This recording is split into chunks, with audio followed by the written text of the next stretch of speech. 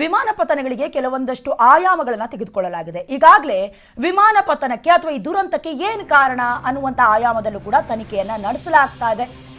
ಇದರ ಮಧ್ಯದಲ್ಲಿ ವಿಮಾನ ದುರಂತದಲ್ಲಿ ಸೈಬರ್ ದಾಳಿಯಾಗಿರುವ ಶಂಕೆ ವ್ಯಕ್ತವಾಗ್ತಾ ಇದೆ.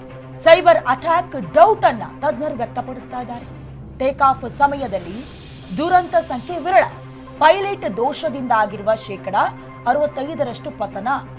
ಹೀಗಾಗಿ ಸೈಬರ್ ಪಿತೂರಿ ಬಗ್ಗೆ ಕೂಡ ಅನುಮಾನ ವ್ಯಕ್ತವಾಗ್ತಾ ಇದೆ.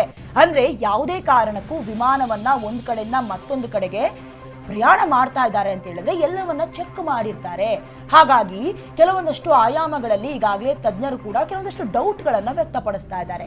ಟೇಕ್ ಆಫ್ ಸಮಯದಲ್ಲಿ ದುರಂತ ಆಗೋದು ತೀವ್ರ ಪ್ರಮಾಣದಲ್ಲಿ ಕಡಿಮೆ. ಯಾಕಂತ ಹೇಳಿದ್ರೆ ಮಧ್ಯದಲ್ಲಿ ಏನಾದರೂ ಕೆಲವೊಂದಷ್ಟು ನಾವು ಅವಘಡಗಳನ್ನ ನೋಡ್ಬೇಕಾಗತ್ತೆ. ಅದರಲ್ಲೂ ಕೂಡ ಇದೇನು ಮೊದಲ ಬಾರಿಗೆ ಅವಘಡ ಉಂಟಾಗಿರೋದಿಲ್ಲ. ಇನ್ನು ಸೈಬರ್ ಅಟ್ಯಾಕ್ ಡೌಟ್ ಅನ್ನ ಕೂಡ ಈಗ ವ್ಯಕ್ತಪಡಿಸ್ತಾ ಇದ್ದಾರೆ. ಅಂದ್ರೆ ಟೇಕ್ ಆಫ್ ಸಮಯದಲ್ಲಿ ದುರಂತಗಳು ಆಗೋದಿಲ್ಲ.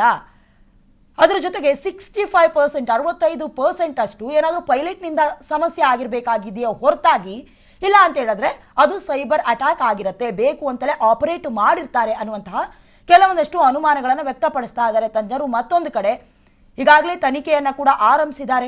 ಕೆಲವೊಂದಷ್ಟು ಮಾಹಿತಿಗಳನ್ನ ಪಡ್ಕೊಂಡಿದ್ದಾರೆ. ಅಂದ್ರೆ ಈಗ ಸಂದೇಶವನ್ನ ಕೊನೆಯದಾಗಿ ರವಾನೆ ಮಾಡಿರೋದು ಮೇಡೆ ಮೇಡೆ ಮೇಡೆ ಅಂತ, ಅದ್ರ ಜೊತೆಗೆ ಪವರ್ ಆಫ್ ಆಗಿದೆ ಅಂತ ಎಲ್ಲವನ್ನ ಕೂಡ ಈಗಾಗಲೇ ಸಂದೇಶವನ್ನ ಬ್ಲ್ಯಾಕ್ ಬಾಕ್ಸ್ನ ಮೂಲಕ ಕೆಲವೊಂದಷ್ಟು ಮಾಹಿತಿಗಳನ್ನ ಕೂಡ ತನಿಖೆಯ ಟೀಮ್ನವರು ಪಡ್ಕೊಂಡಿದ್ದಾರೆ. ಇದರ ಮಧ್ಯದಲ್ಲಿ ಈಗ ಸೈಬರ್ ಅಟ್ಯಾಕ್ ಆಗಿದೆ ಅಥವಾ ಅಟ್ಯಾಕ್ ನಡೆದಿರಬಹುದು ಅನ್ನುವಂಥ ಅನುಮಾನಗಳು ಕೂಡ ವ್ಯಕ್ತವಾಗ್ತಾ ಇರೋದು.